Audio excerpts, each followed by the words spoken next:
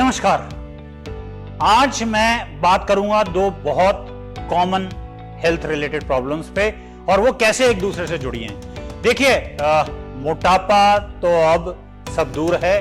किसी की भी बॉडी मास इंडेक्स 30 से ज्यादा है यानी वो मोटा है, या आपकी वेस्ट सरकमफ्रेंस जो है अगर लेडीज में 35 से या पुरुषों में 40 इंचेस से ज्यादा है तो आप WHO के अनुसार मोटे हैं। एक दूसरा डिसऑर्डर जो आजकल की आबो हवा में और आने वाले मौसम में बहुत कॉमन है वो है अस्थमा, जिसमें व्यक्ति को सांस लेने में दिक्कत होती है, खांसी आती है, थोड़ा सा चलता है तो सांस फूलती है। इन दोनों के बारे में तो आप जानते हैं, लेकिन क्या आप जानते हैं कि अस्थमा और मोटापा एक दूसरे से बहुत कॉमनली, बहुत क्लोजली रिलेटेड हैं। एक स्टडी अमेरिका में की गई जिसमें पाया गया कि लेडीज में जो मोटी थी यानी कि जिनकी BMI 30 से ज्यादा थी, उनमें अस्थमा 15% लेडीज में था as compare to normal ladies जिसमें ये 7% था। अब देखिए, अस्थमा मोटे लोगों में ज्यादा घातक क्यों है? क्योंकि जैसा मैंने कहा, एक तो ये ज्यादा कॉमन है मोटे लोगों में, दूसरा अस्थमा मोटे लोगों में ज्यादा सीवियर होता है।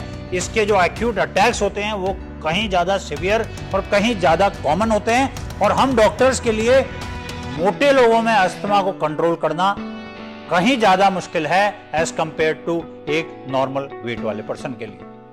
अब ये क्यों एक दूसरे से जुड़े हुए हैं? इसके कई कारण हैं।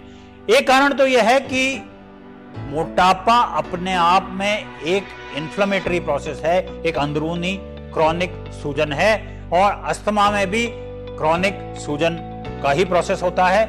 ये एक कारण है।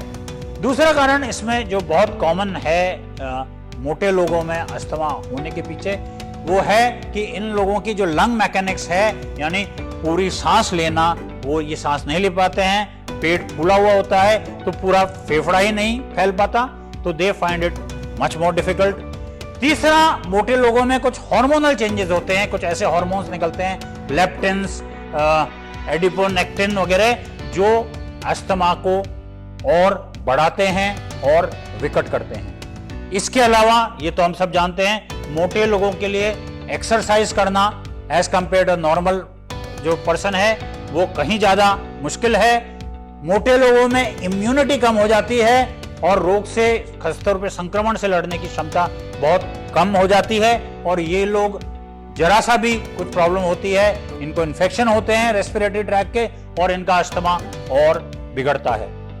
तीसरा एक और मेजर कारण है कि अस्थमा के मरीजों में कुछ ऐसे डिसऑर्डर्स होते हैं जो आपने नाम सुना होगा, गैस्ट्रोइसोफेजियल रिफ्लक्स डिजीज, यानी इनको एसिडिटी बहुत ज्यादा कॉमन होती है और पेट का एसिड ऊपर मुंह में आता है और सांस में चला जाता है, तो इनको रात को बहुत severe forms of bouts of asthma होते हैं। या इनमें एक बीमारी होती है जिसको ऑब्स्ट्रक्टिव स्लीप एपनिया बोलते हैं, जिसमें रात के टाइम इनकी सांस कुछ पलों के लिए रुक जाती है।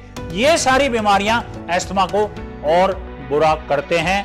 तो मित्रों, मैं आपसे सिर्फ ये एडवाइस दूंगा, यही रिक्वेस्ट करूंगा कि अगर आप मोटे हैं तो प्लीज अपना वजन कम कीजिए। आप में अस्थमा के चांसेस, सीवियर अस्थमा के चांसेस कहीं ज्यादा हैं as compare to a person with normal body wait.